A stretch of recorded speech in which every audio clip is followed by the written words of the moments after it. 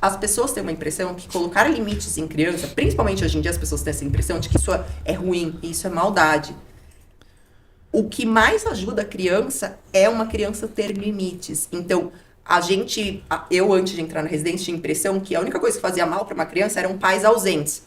Porém, pais presentes demais, porém de maneira inadequada, com uma dificuldade em impor limite, de dizer não, são crianças que no futuro têm uma dificuldade de lidar com frustração. Porque não foram ensinadas na infância a como lidar e muitas vezes não foram ensinadas, como não tinham essas frustrações, não foram ensinadas como se autorregular. Então chega na vida adulta, ela tem isso aqui de frustração, fica extremamente irritada, explode, chuta a parede, fala coisas extremamente desproporcionais numa briga.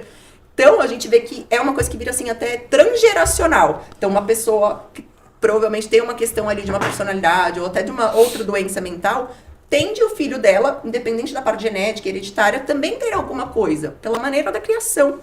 Então, a gente precisa atuar, principalmente quando a gente está falando de criança, não só na criança, principalmente, inclusive, na verdade, a grande maioria das vezes, o problema não é a criança, tá? É os pais. Então, a gente precisa fazer, além do tratamento da criança, uma orientação familiar. Às vezes, muitas vezes, orientar uma terapia em familiar. Acho que sim, acho que isso entra um pouco, talvez, no limite, né? Houve esses dias uma metáfora que, assim, o limite é o berço do bebê, que é o que tá mantendo ele seguro dentro, né? Lá dentro, para ele não cair. Mas... Eu concordo que existe, né, talvez essa população, talvez com muito aporte financeiro, e pais que trabalham muito, são muito sobrecarregados, muitas vezes acabam compensando essa falta de presença, de acolhimento com essas coisas materiais.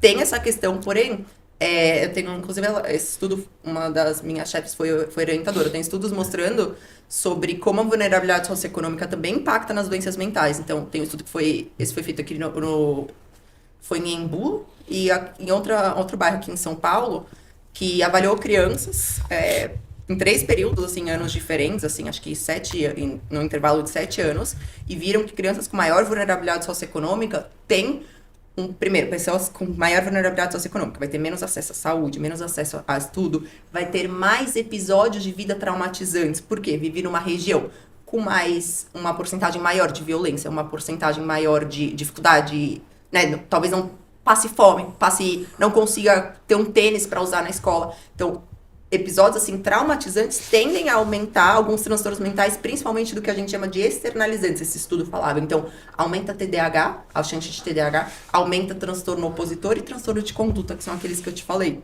né, Então, eu acho que tem um pouco dos dois. Ao mesmo tempo, talvez, as crianças que esse aporte financeiro maior e que tem pais mais ausentes por conta dessa sobrecarga, pode ser que tenha uma dificuldade de lidar maior com essas frustrações, porém, a vulnerabilidade socioeconômica também aumenta e muitas doenças mentais, tanto na infância, quanto até, por exemplo, o controle delas, né? Se é uma pessoa que ela não entende o porquê que o tratamento é importante, ou não entende o que ela tem, muitas vezes não entende porque não teve um acesso a estudo, não teve acesso a um serviço de saúde que explicasse isso pra ela, essa pessoa claramente também vai ter uma dificuldade de ter um tratamento correto e vai acabar tendo o que a gente chama de prognóstico pior, né? Então, dependendo do hospital em regiões mais vulneráveis, a gente consegue ver um número maior de casos de catatonia. Catatonia é como se fosse assim, termos bem leigos, tá? Pensando que a gente não tá aqui num podcast de medicina. Então, é como se fosse assim, a doença mental tá tão grave, tão descontrolada, que é como se o cérebro entrasse em tela azul.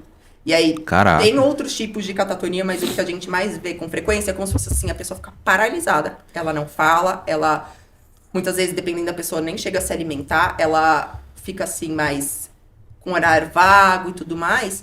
E aí, o tratamento é com benzodiazepina. O que é a questão? Geralmente, tem hospitais dessa região de maior vulnerabilidade socioeconômica, costumam ter números maiores de pacientes em catatonia, porque a catatonia é como se fosse assim, o último estágio, assim, porque geralmente a pessoa com maior aporte econômico sabe que o filho tá doente, o filho começou a não dormir tão bem, já vai levar no psiquiatra, entendeu?